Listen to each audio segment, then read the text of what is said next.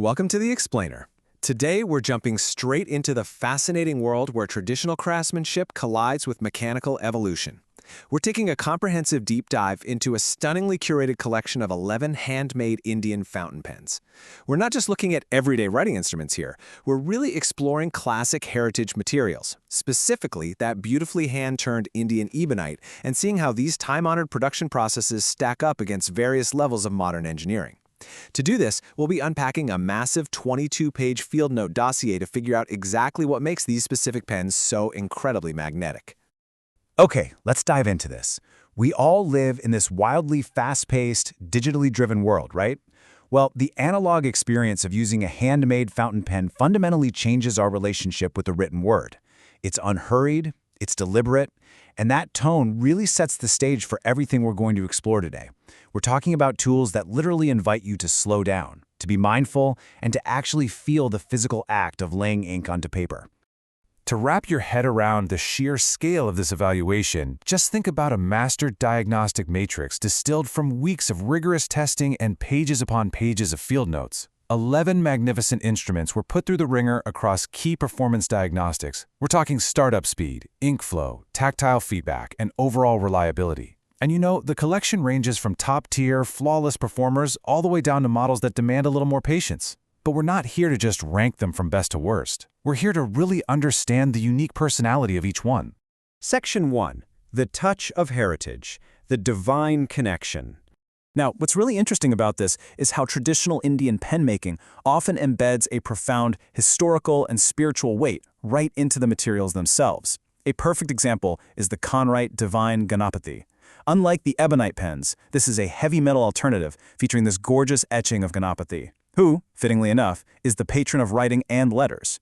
According to the evaluation notes, this specific pen was literally blessed by a priest at a Ganapati temple, which completely embodies that divine touch. It has a wonderfully balanced, premium-heavy feel and delivers flawless ink flow with zero skipping through its steel black PVD medium nib. It beautifully anchors the heritage side of our collection. Section 2.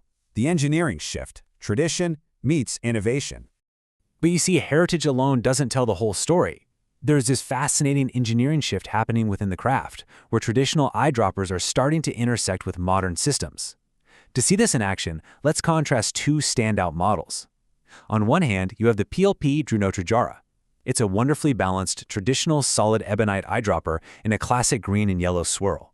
Writing with it feels like you're drafting an ancient scroll. It's a deeply traditional experience. On the other hand, the PLP Piston Ebonite features a transparent acrylic window integrated right into the ebonite body.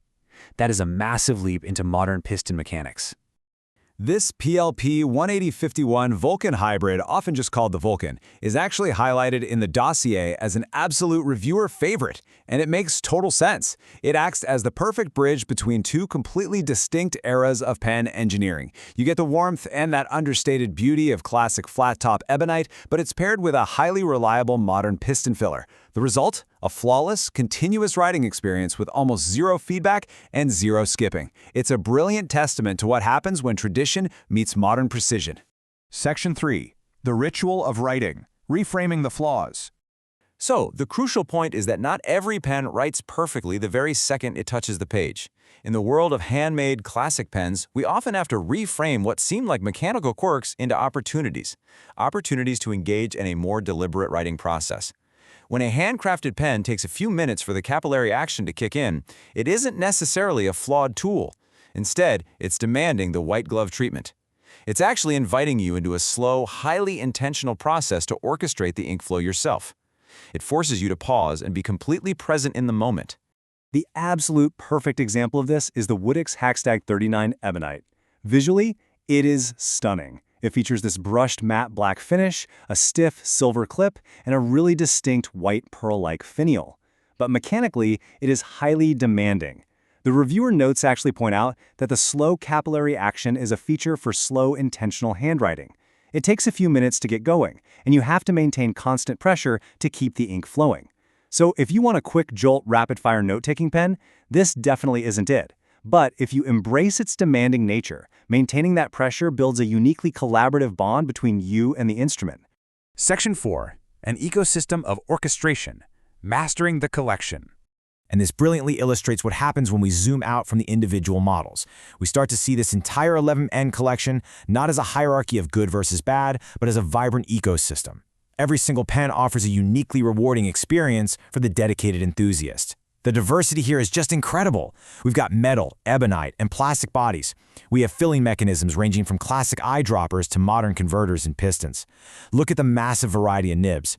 Ambitious, JOO, and Canwright steel variants across fine and medium widths, all paired with feeds fluctuating between traditional ebonite and modern plastic.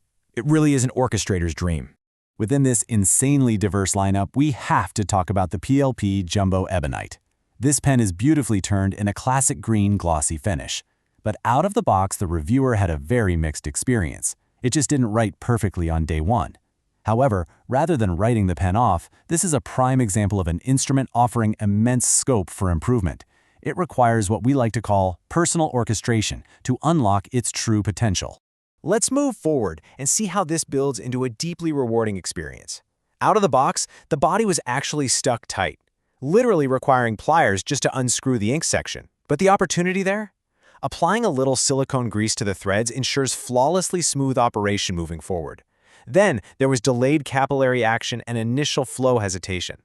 The real reward here is learning how to properly coax that ink and break in the feed, because after that initial orchestration, the pen settles into a beautifully smooth flow, providing this crisp, highly enjoyable pencil-like feedback.